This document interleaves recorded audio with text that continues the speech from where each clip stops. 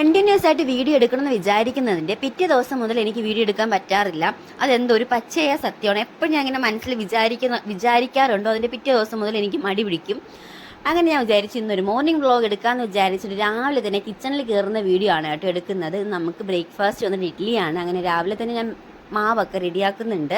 ചോറുണ്ടാക്കാൻ വേണ്ടിയിട്ട് അരിയൊക്കെ നേരത്തെ കുക്കറിൽ വെച്ചിട്ടുണ്ടായിരുന്നു. പിന്നെ നമുക്കിന്ന് പയറ് മെഴുക്കുവരട്ടിയാണ് കേട്ടോ ചോറിന് കൊണ്ടുപോകുന്നത്. എനിക്കിത് ഭയങ്കര ഇഷ്ടമാണ്. എനിക്ക് മാത്രമല്ല ഏട്ടനും എതുമയ്ക്കും എല്ലാവർക്കും ഭയങ്കര ഇഷ്ടമാണ്. പിന്നെ ഞാൻ ഒരു ചമ്മന്തിയും കൂടെ ഉണ്ടാക്കുന്നുണ്ട്.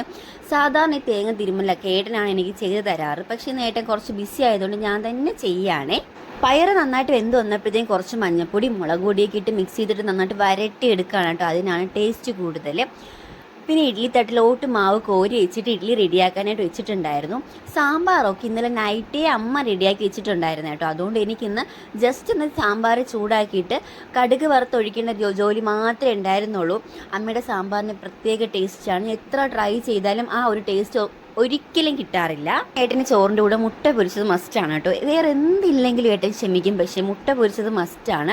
പിന്നെ സവാളയൊക്കെ നല്ല കുനുകുനാന്നരിഞ്ഞിട്ട് കുറച്ച് പച്ചമുളകൊക്കെ അരിഞ്ഞിട്ടിട്ട് ഒരു മുട്ടയും കൂടെ പൊരിച്ചെടുക്കുമ്പോഴത്തേക്കും ഏട്ടന് ചോറിന് കൊണ്ടുപോകാനുള്ള ഏകദേശം പരിപാടികളൊക്കെ തീർന്നിട്ടുണ്ട്. ഇനി ഏട്ടന് ചോറ് പേക്ക് മാത്രമേ ഉള്ളൂ.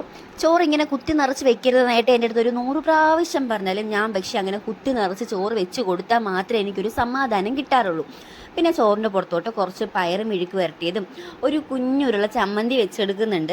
ചമ്മന്തി നല്ല ഇഞ്ചിയൊക്കെ ഇട്ടിട്ട് നല്ല എരിവോട് അരച്ച ചമ്മന്തിയാണ് കേട്ടോ. പിന്നെന്താണ് കുറച്ച് മാങ്ങ അച്ചാർ വെച്ച് കൊടുക്കുന്നുണ്ട്. ഇതൊന്നും ഇല്ലെങ്കിലും ഏട്ട ഒരു കാര്യം കൊണ്ട് മാത്രം സമാധാനപ്പെടാറുണ്ട്. അതാണ് മുട്ട പൊരിച്ചത്.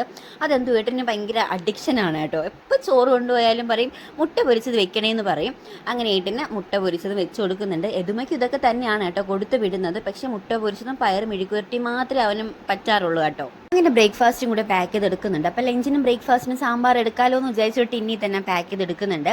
പിന്നെ ഏട്ടൻ്റെ ബാഗൊക്കെ പാക്ക് ചെയ്ത് കൊടുത്തു. പിന്നെ ഏട്ടന് ടാറ്റാ ബൈ ഒക്കെ പറഞ്ഞു വിട്ടു.